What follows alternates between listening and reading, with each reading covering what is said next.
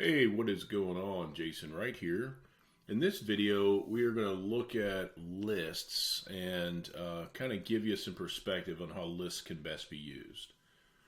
So, quite simply, ActiveCampaign gives you three options to organize people. The first is lists, and I'll get into the next two in the next two videos. But the first is lists, and it's the broadest way to categorize people, right? So you could have, really, if you want to break it down as simply as possible, you could have two lists of people. Okay, you could have prospects, and you could have customers or clients, people you serve, and then you could have everybody from both those groups, like on your master list. All right, and don't let this small size here make you think the master is smaller than these two, because that's not what I'm trying to accomplish here. But it's the broad stuff, right? People will sometimes create, oh my God, hundreds of lists, right? And they get so disorganized, like, oh my God, I don't know where anybody's at. Let me just show you what I do for my business. It seems to work well with my brain. I keep it really simple, and you're going to keep hearing me repeat that theme throughout this course. Keep it simple. I'm not going to call you stupid, but keep it simple, right? Prospects, customers, and master, okay? So here's my lists for my business, and here's how I've done it.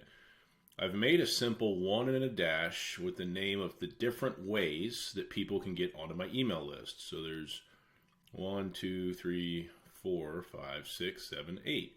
So you have a course wait list, you have course students, you have the podcast, you have a lead magnet, you have booking some time on my calendar, my coaching program, a lead magnet, and another lead magnet. And then most of those people are going to go through step 2, which is my welcome series automation.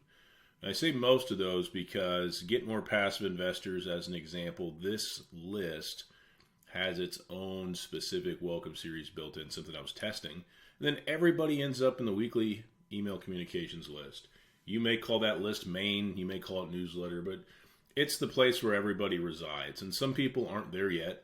They're still on their way from these different places. Usually they'll come from welcome and go there next. But yeah, so that gives you an idea of how you can use a list. Keep it simple. It's the broadest category of people that you want to, it's the broadest way to categorize different contacts in your account, okay? So if we just want to look quickly on how to create a list, you're going to go to the contacts menu.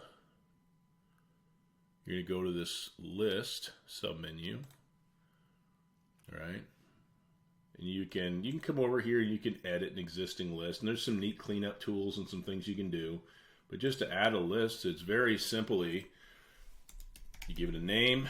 And people get confused in this list URL. I just use the URL of the account, right? It doesn't really matter. So I would just take account.activehosted.com. That's what I always do. And then something about it. And when you don't know what to say, here's what I say. You expressed an interest in what we do. And here's why I put that. They've come through to book a call, or they've come through a lead magnet, or opted straight into my newsletter.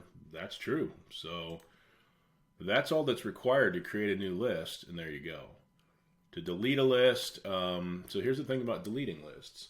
Let's say this list had a bunch of people on it, and I go to delete a list. Remember, you're going to see a prompt, and I strongly suggest you read all of these things. If the contacts on that list are only there and no other lists, you're going to be deleting contact data. All of this stuff is clearly laid out to you, so you should never be a victim of, oh no, I deleted my list and didn't know stuff would go wrong. It makes you literally check delete once, and then 2, 3, 4, 5, 6, 7. You literally have to click 7 times to delete a list. So be very, very aware of that. There's better options available, which we'll get into in a different video. Besides deleting contacts, there's other things you can do. Okay.